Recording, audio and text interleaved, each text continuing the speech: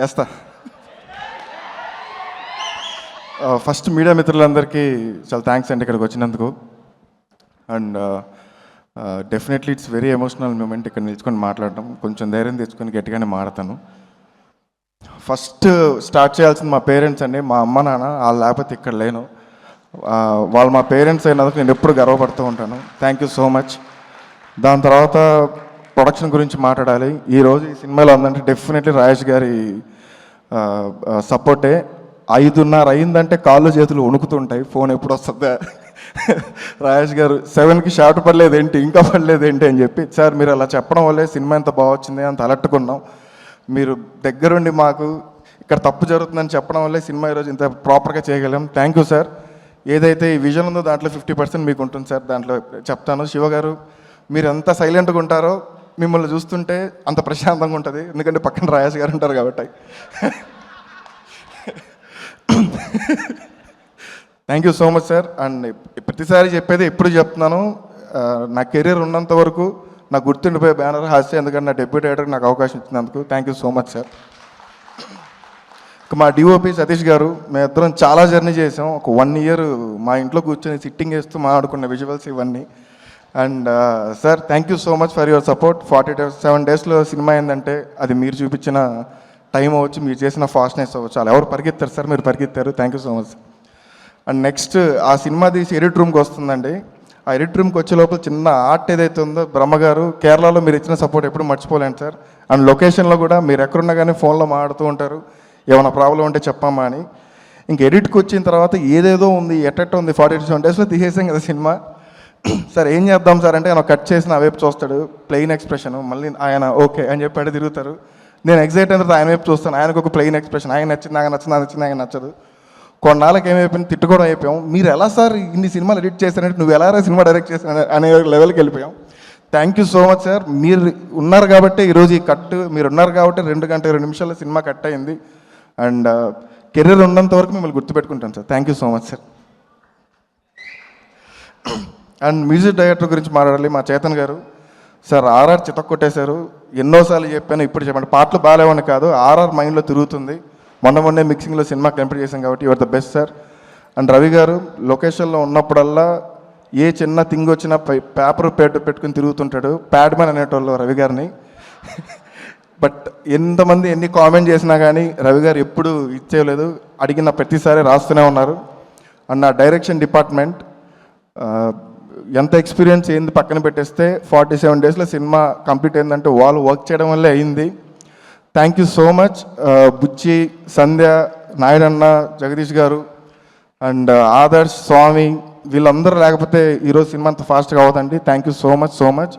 And చావనన్న, నేను ఎప్పటికీ మర్చిపోలేను. చావనన్న ఆఫీస్లో ఉన్నప్పటి నుంచి హాస్యకి వచ్చినంత వరకు ఆయన సపోర్ట్ ఎప్పటికీ మర్చిపోలేను. థ్యాంక్ యూ సో మచ్ చావనన్న. అండ్ అప్పాజీ మావ, ఓకే మావకు ఒకసారి ఎయ్, రెండోసారి ఎయ్, మూడోసారి ఎయ్. అండ్ మా సురేంద్ర కృష్ణ గారు సార్ నా సినిమాలో 2 పాటలు రాశారు.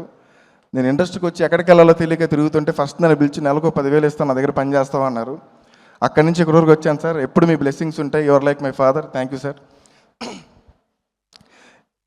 అండ్ సినిమాలో ఎంత క్రూషియల్ రోలో, హీరోకి అంత హీరోయిన్ ఎంత crucial role. Thank you so much. యుక్తిజీ చింపేశారు. మీకు తెలుగు అర్థమవుతలేదు, తెలియదు పాడిది ఓవి బోల్రావు అమ్మాయి. అండ్ విమలా మ్యామ్ చిన్న రోల్ అయినా మీరు చేసినందుకు చాలా థ్యాంక్ యూ. అజయ్ అన్న ఇక్కడ లేరు, అజయ్ అన్నకి థ్యాంక్ యూ. కామ్న గారు ఇప్పుడు లేరు, మేడంకి థ్యాంక్ యూ. నరేష్ సార్, నాకు తెలిసి ఈ సినిమా తర్వాత the lover boy Naresh sir అవుతారేమో సార్. మీరు వేసే స్టెప్స్, మీ థింగ్. అండ్ చాలాసేపు మాడేస్తాం. రేపు థియేటర్లో సర్ప్రైజ్ నరేష్ గారిది. సెకండ్ హాఫ్లో బ్లాస్ట్ అయిపోద్ది ఒక ఎపిసోడ్, అది డెఫినెట్లీ నరేష్ గారు. Thank you so much accept sir. Sai Kumar గారు యాక్ట్ చేశారు, ఆలీ గారు యాక్ట్ చేశారు, అండ్ మురళీధర్ గౌడ్ గారు ఇందాక వెళ్ళారు, వీళ్ళందరూ యాక్ట్ చేశారు. Thank you so much. And ప్రోమోనా, ఈ ప్రోమోస్ అన్ని ఇవాళ ఉన్నామంటే నువ్వు డే అండ్ నైట్ కూర్చొని కట్ చేయడం వల్లే. Srinivas Reddy sir hi sir. And thank you so much for coming sir. And Shreyas మీడియాకి థ్యాంక్స్ అండ్ #, మీడియాకి థ్యాంక్స్. మీ సపోర్ట్ ఎప్పుడు వాట్సాప్ గ్రూప్లో టంగ్ అని పడుతూనే ఉంటాయి. అండ్ ఒక్క ఆఫీస్ ముందు నిల్చుకొని అలా ఒక హీరోని చూస్తూ బాల్కనీ చెయ్యి ఊపుతాడేమో వెళ్ళి కట్ చెప్దాం అనే డే నుంచి ఆఫీస్ గేట్లోకి అలో వచ్చింది. కట్ చెప్పాను, కథ ఓకే అయిపోయింది. డ్రీమే అండి, ఇప్పటికీ డ్రీమే. సినిమా చేసేసాము, షూటింగ్ కూడా అయిపోయింది. ఈ ప్రాసెస్లో ఒక బాండింగ్ బిల్డ్ అయింది. ఆ బాండింగ్ ఏంటంటే స్టార్టింగ్ స్టేజ్లో రాత్రి 10 గంటలకు ఫోన్ చేసి నన్ను డిస్టర్బ్ చేశానని అనేటోళ్ళు. అన్న మీరు డిస్టర్బ్ చేయడం ఏంటన్నా అనుకున్నాను. దాని తర్వాత ఒక 11కి ఫోన్ వచ్చేది, నన్ను పడుకున్నామని, లేదని చెప్పండి అన్న అనేటోడిని. దాని తర్వాత 12కి ఫోన్ వచ్చేది, ఎందుకు నేను ఇప్పుడు ఫోన్ చేస్తున్నానంటే ఫీలింగ్ వచ్చింది. పొద్దున్న లేచినప్పటి నుంచి కిరణ్ అన్న ఫోన్, ఇప్పుడు ప్రమోషన్స్లో ఉన్నా కానీ ఫోన్ చేసి ఇదయిందా అదయిందా అలా అయిందా ఇలా అయిందని ఫోన్ చేస్తుంటే సో గ్లాడ్ అన్న. ఒక హీరోగా మీరు ఏదైతే ఫాలోఅప్ చేసి ప్రమోషన్స్ థింక్ అవ్వచ్చు, క్వాలిటీ థింక్ అవ్వచ్చు, ఇది అయ్యింది అదే అని చెక్ చేయడం కలిసి ఎవరు ఉండరు.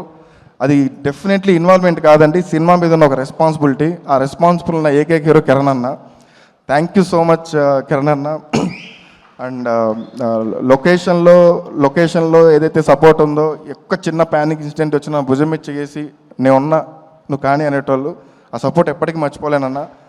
అండ్ ఎనర్జీ ఏదైతే ఉందో ఒక యాక్టర్ చెప్పినప్పటి నుంచి ట్రాన్స్ఫర్ అవ్వడానికి అది మామూలు విషయం కాదు. ఒక యాక్టర్ అలా ట్రాన్స్ఫర్ అవ్వడం అండ్ అందరూ అదిదే చేపించాను, నేను ఏమీ చేపించలేదు, జస్ట్ కథ రాశాను అంతే. మొత్తం కిరణ్ చేశాడు, ఆ క్యారెక్టర్ని అంత ఓన్ చేసుకున్నాడు. అండ్ ఇంతకు మించి ఎక్కువ మాట్లాడినా రేపు పొద్దున October 18న స్క్రీన్లు మాట్లాడతాయి. కిరణ్ చూస్తున్నప్పుడు స్క్రీన్లు చినిగిపోతాయి. ఒక డైరెక్టర్గా డెబ్యూగా మాట్లాడకూడదేమో, బట్ చెప్తున్నాను డెఫినెట్లీ స్క్రీన్లు చినిగిపోతాయి.